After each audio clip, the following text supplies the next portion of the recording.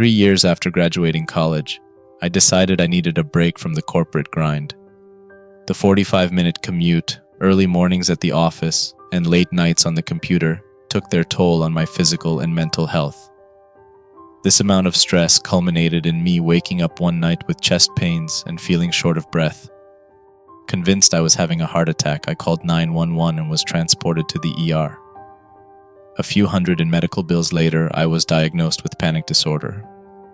Although my mental health had never been perfect, I had never experienced anything this intense and was shocked stress could have this much of a physical effect. Against the advice of my parents, former academic advisor, and colleagues, I quit my first grown-up job less than 2 years in. Luckily, I'd always been somewhat of a saver and had worked my way through college, so I had some time to figure things out before the bills would start piling up. I found a much closer job at a small bar and grill called Al's. It was in a pretty remote location, but was often pretty busy since it was the only restaurant and bar in the village. The atmosphere at the restaurant was like night and day compared to my office job. I could wear a t-shirt and jeans, start time was never earlier than 10 a.m., and my co-workers felt like friends rather than competition. I loved working there, and still look back on the 2 years I spent there fondly, despite what happened. It was a Friday night, and we were preparing to close at midnight. Sometimes we stayed open later, but the last few bar guests cleared out early that night.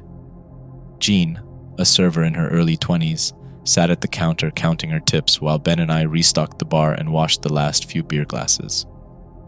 "Better hurry up before that fog spreads," Jean said in a joking voice. "You know I'm staying across the street tonight," Ben responded, sounding annoyed. Ben's parents lived just down the street from the restaurant, and he would sometimes stay there if he was too tired or too intoxicated to drive home from the late shifts. I glanced outside. It didn't look too bad in the village, but out towards the main road leading back to where I lived, the fog was so thick the road disappeared. "Driving through, that's gonna be a bitch," I said, shaking my head. Suddenly, Ben and Jean looked up from what they were doing. They exchanged tense-looking glances. "Where do you live?" asked Jean. "Warlington," I answered. Jean looked pale. "You realize you can't drive all the way back tonight, right?" she asked. "They should have let you go earlier before it got bad." "I mean, I have to," I said, confused. "Where else would I stay?" "You don't know anyone in town?" Jean asked. I shook my head. "Then you can stay with me if you need to. You can crash on the couch. Just don't go out in that fog at night, especially on 23. It's dangerous. There's so many accidents already with normal visibility. Imagine how dangerous it is when you can't see 10 feet in front of you." She wasn't wrong. 23 was notorious for deadly accidents, being a rural yet busy 2-lane highway with a ton of sharp turns. I'd had a few close calls driving to and from Al's already. I was still shocked she offered to let me stay at her place. We were friendly, but she'd never given any indication she was interested in anything more. But her offering to let me stay over to avoid some minor driving conditions seemed extreme. It wasn't like it was a snowstorm. I agreed to stay the night both for reasons of safety and being curious to see if she did see me as more than a friend. I had to help Ben put away a few things in the walk-in, so Jean said I could meet her outside and follow her to the apartment when I was done. "Hey, do you think Jean's into me or something?" I asked Ben once we were alone. "I'm surprised she actually invited me to stay over." Ben shrugged. "Maybe," he said. Ben wasn't his usual self tonight. He was usually outgoing and boisterous. On the slower weekend nights, he was known to sneak some drinks back to the break room. But tonight, he had been fairly quiet and remained completely sober. We got our closing tasks completed for the night, and I was getting ready to walk out the door when Ben stopped me. "Hey man, seriously, don't drive in that fog tonight. I don't care what happens at Jean's. Just wait until morning to head back." This was out of character for Ben. He didn't have a reputation of being a safe driver. He regularly drove under the influence and wasn't opposed to street racing. I wanted to know why this was such a big deal to him, but was exhausted and knew Jean was outside waiting for me. I nodded. "No worries. I'll see you tomorrow," I said, waving to Ben. It was less than a 5-minute drive to Jean's apartment. She lived in an older duplex. She grabbed some blankets and a pillow from the closet and put them on the couch for me. I thanked her. I felt pretty awkward at this point. It felt strange spending the night at her apartment when we only ever saw each other at work or the occasional bonfire or party. Luckily, Jean broke the ice by putting on a Marvel movie. We were both fans of the Marvel Universe. We watched a few movies, smoked, and ate some snacks. It was starting to be clear to me that she didn't have any interest in me romantically, but I was okay with that. She was still a good friend, and I really enjoyed her company. After a while, my mind drifted back to Ben's strange demeanor tonight. Did you notice how Ben was tonight? He was quiet as hell and didn't have a single beer. Yeah, don't worry about it. He always gets like that when it's foggy out. He doesn't like to talk about it, but he saw a bad accident out there a few years ago when there was fog and it was hard to see. He wouldn't tell me much about it, but it must have been pretty gory. I nodded. That made sense. Jean decided to head to bed after the movie was over and I got settled in on the couch. I was just starting to doze off when my phone rang. I jumped up and quickly silenced it. It was my roommate, David. I figured whatever he was calling about could wait until morning and tried to go back to sleep. Then I saw a text. "Call me now." It read in all caps. Annoyed, I got up and stepped out onto the porch to avoid waking Jean up. I called David back. "What's so important you need to call me at 2 a.m.? I asked. "Our freaking house got broken into," responded David. "Are you kidding me?" I asked. "No, I just called the police and they're on their way. I just got home from Jenny's and it looks like the back door was kicked in. The locks broke. The place is totally ransacked and our TV's gone."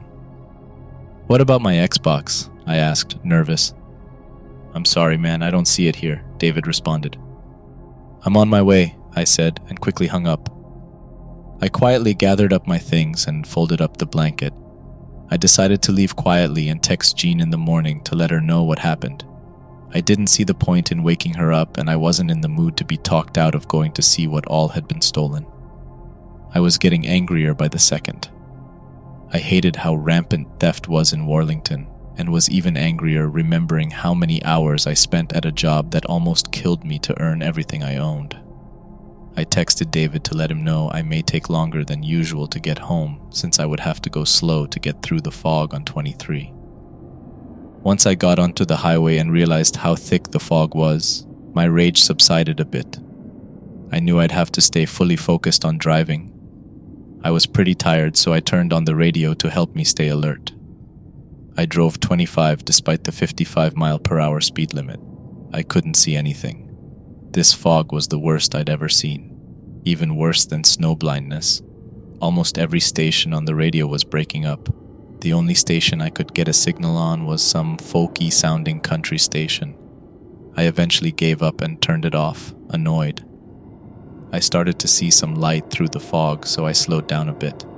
I quickly realized there was a pickup truck on the side of the road with the hazard lights on. I slowed to a stop behind it and got out. There was a man who looked like he was in his 50s, sitting in the driver's seat with the door open. He was mumbling and crying, head in his hands. Sir, are you okay?" I asked. He continued to mumble and sob at the same time. "Do you need help? I can call someone," I said. He looked up, appearing very distressed, and his face was very red. "The phones don't work out here. We're screwed. We're dead," he said as he began to hyperventilate. "What's going on? I can help you," I tried. "They messed with my truck. I looked away for 1 minute and my truck won't start," he stammered.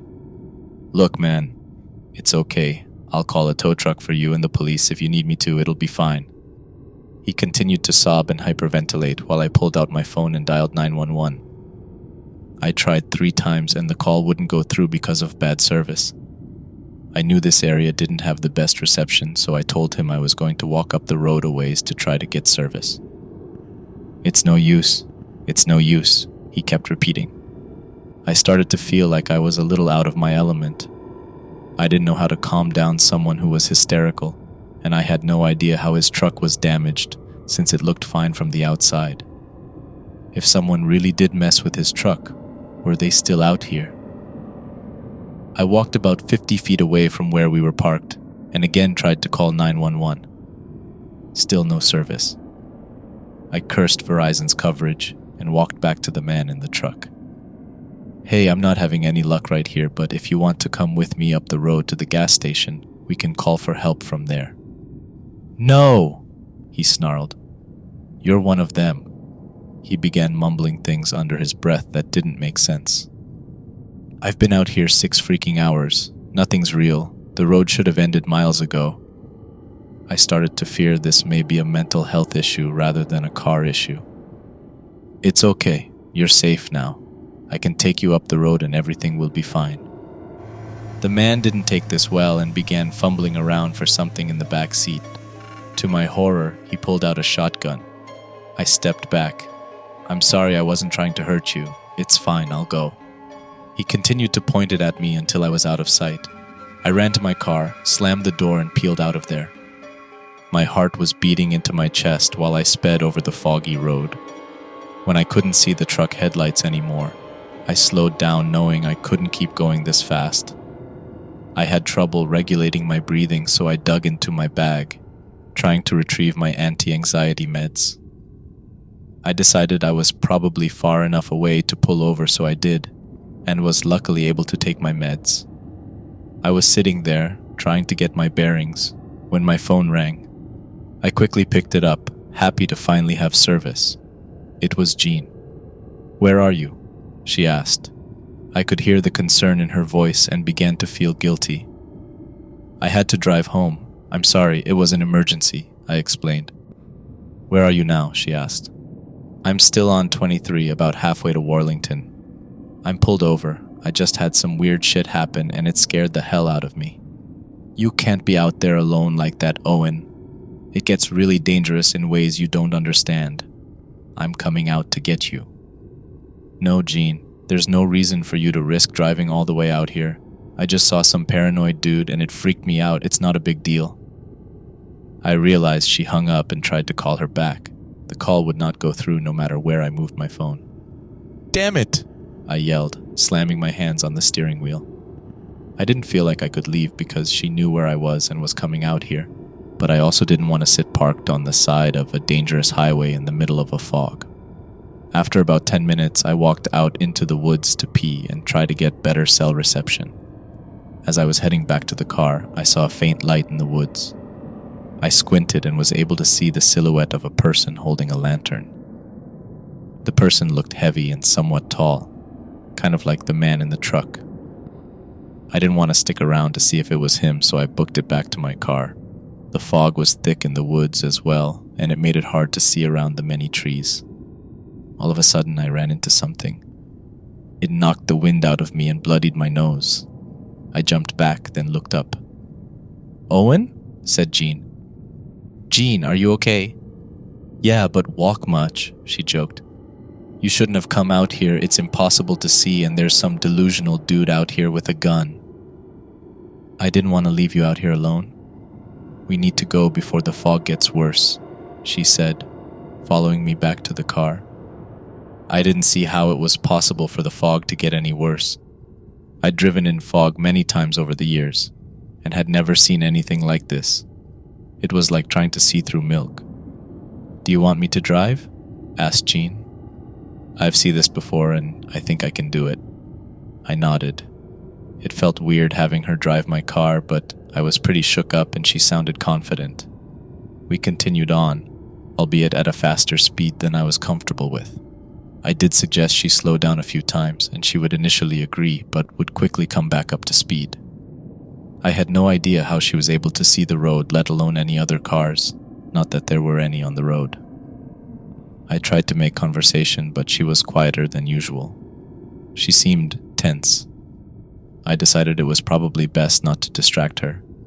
I eventually felt so uncomfortable with her speed that I asked if she could stop at the quick-stop gas station that was a few miles before the exit to Warlington. It had to be coming up. She agreed to. By the time we reached Quick Stop, I was shaking with fear. Jean said she was going to stay in the car, so I went in alone. I locked myself in the bathroom and splashed some cold water on my face. My phone rang. It was Jean. "Hey," I answered. "Where are you? I've been on 23 for like 10 minutes and haven't seen you." I felt a shiver run down my spine. "You're outside Quick Stop waiting for me," I stammered. "Stop messing with me, Jean. It's been a weird fucking night." "Owen, listen to me. Whatever's at Quick Stop with you, that's not me. I should have told you how serious this was before you left. Something paranormal that no one understands happens when the fog covers 23. It happened to my grandpa years ago. He was always really paranoid about fog but never told anyone why.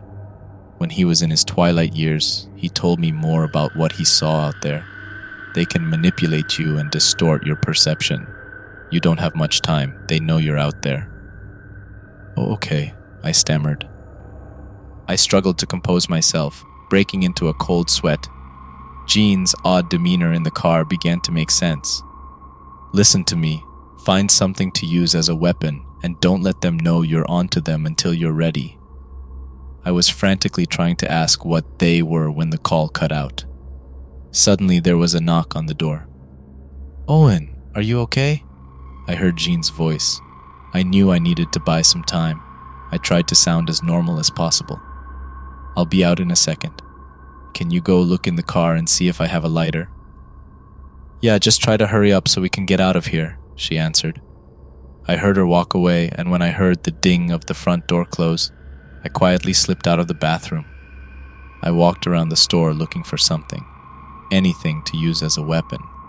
There was no one else at the store besides it being open 24/7, not even a cashier. Unfortunately for me, this wasn't one of those shady gas stations that sold brass knuckles and pocket knives. I glanced outside and noticed whatever was posing as Jean was standing off to the side of my car. If I could get in the car before her, I could take off. Seeing few other options, I made a break for it. The being posing as Jean must have picked up on my determination as she frantically tried to get back in the car. She was halfway in when I shoved her out as she screamed. Next thing I knew, she was in front of the car, and before I could hit my brakes, I felt the thrust of my car hitting something. I quickly threw my car in reverse and took off. I knew I had to get out of here. I sped up despite having no visibility. I called Jean back, and on the third try, the call finally went through. "Are you okay?" she asked.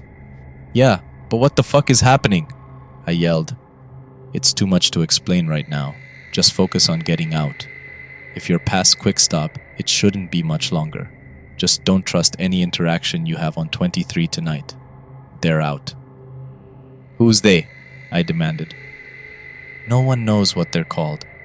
They can shapeshift and distort things. Just get off the road as soon as you can." I continued driving at a slow but steady pace and was hopeful I would start to see the lights of Worlington ahead.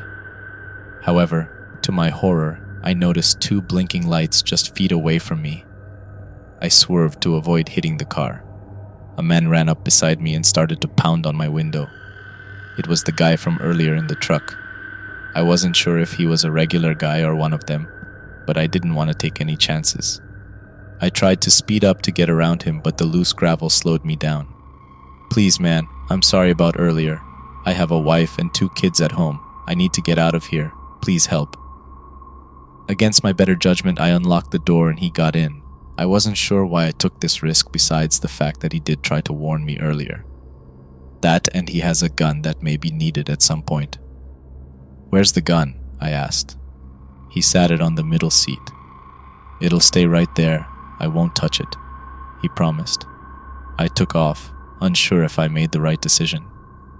I learned that the guy's name was Josh and that he lived on the other side of Worlington. He seemed like a very normal guy, and I began to feel more at ease as the drive continued. "What brought you to 23 tonight?" I asked casually. He chuckled and looked out the window. This seemed strange, and I suddenly had a bad feeling. I kept a close eye on him. He glanced over and I caught a look into his eyes. They were gray with no visible pupil. I remembered him having brown eyes when I saw him by his truck. This wasn't him. I slammed on the brakes, and at the same time we both reached for the gun. He lunged at me in an attempt to grab it out of my hands. We struggled for a moment over the gun. I was able to grab it and pulled the trigger as he lunged at me. The shot made my ears ring. I began to panic.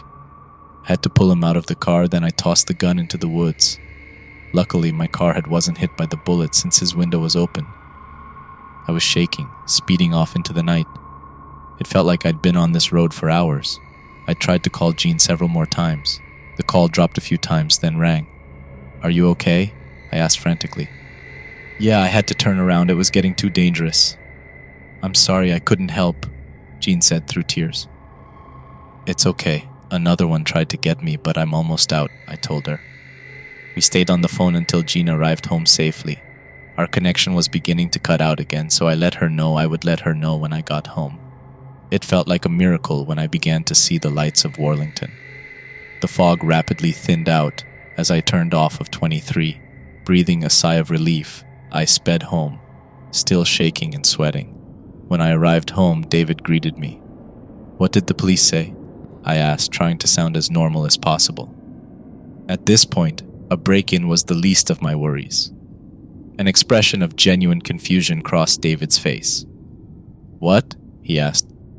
"Police?" I glanced around the living room. Nothing looked out of place and nothing was missing. That said, I knew it wasn't in my best interest to sound crazy. "Did you hear about any break-ins around here? Someone at work said there was one in Worlington tonight." I improvised. David looked confused. "No, I haven't heard anything." I went to bed and tried to get some sleep. I had no idea what happened, but assumed I'd gotten through the worst of it.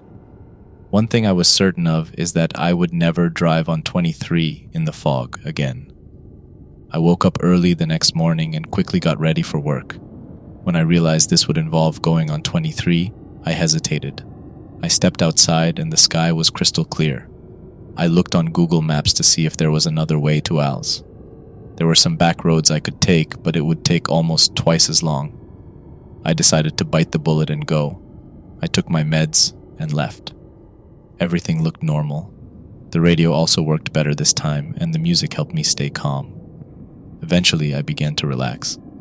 I remembered I was almost out of gas, so I went to turn into Quick Stop, but had to slam on the brakes when I noticed the yellow tape and multiple police cars.